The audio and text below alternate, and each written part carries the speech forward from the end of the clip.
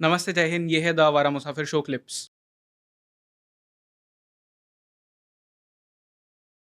Biggest reason of Tarak Mehta Ka Ulta Chashma being Tarak Mehta Ka Ulta Chashma, the show, apart from the creative inputs that the producer, I mean Asid Bhai is giving, apart from the creative inputs that the writers are putting and the actors are putting, the best part of the show is the innocence of every character. Even if you see uh, Jethalal having a small crush on Babita.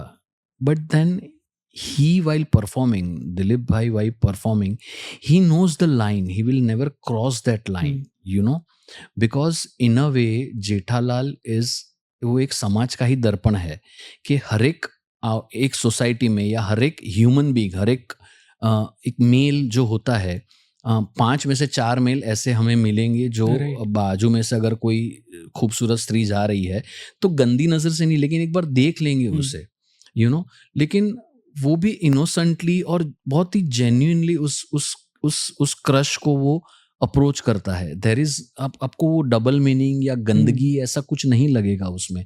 So every character eight the same time वो बापूजी के पैर भी छुएगा, वो respect भी करेगा। बापूजी रहेंगे सामने तो बबीता को देखेगा भी नहीं, and at the same time he is a loyal husband to दया।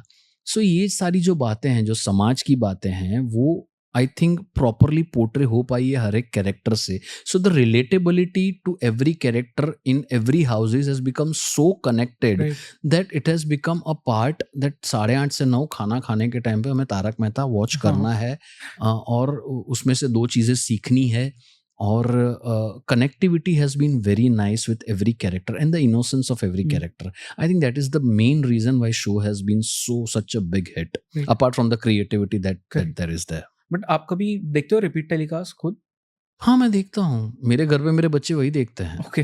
पूरा दिन वही चलते रहता है। सो या बच्चों के साथ में क्या कन्वर्सेशन होता है जब वो आपको ऑन स्क्रीन देखते हैं?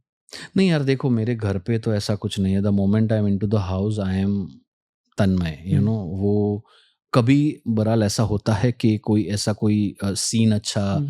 हमने किया हो तो मैं मेरे फादर के साथ डिस्कस करता हूँ या वाइफ के साथ डिस्कस करता हूँ या मम्मी के साथ डिस्कस करता हूँ। बाकी otherwise there is no conversation with the show, या शूटिंग में क्या हुआ, या क्या राइट। नहीं हुआ, या किस तरह से हमने आज किया।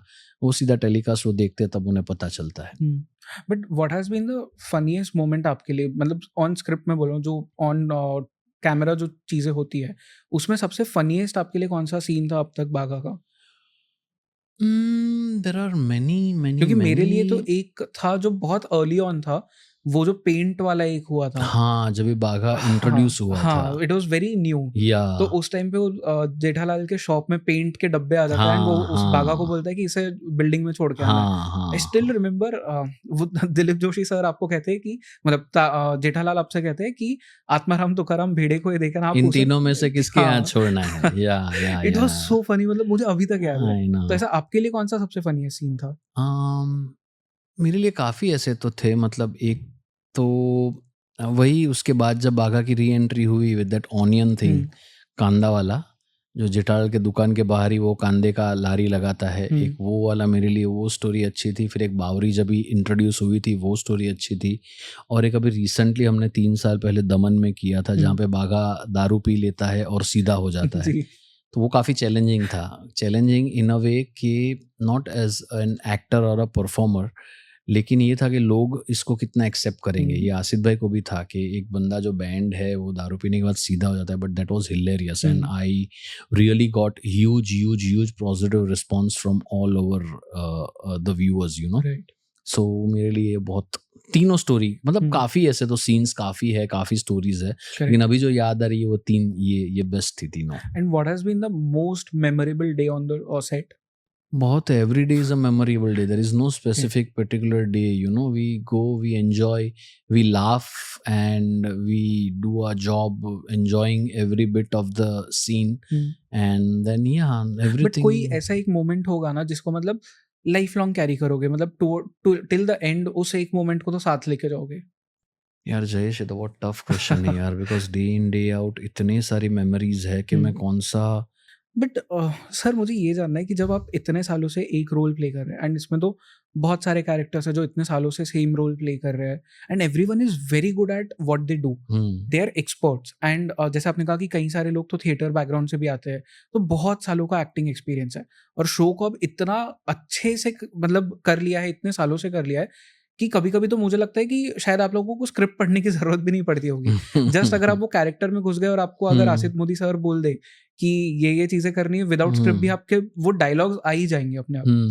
तो how much percentage of the acting that we see is actually scripted and is improvised?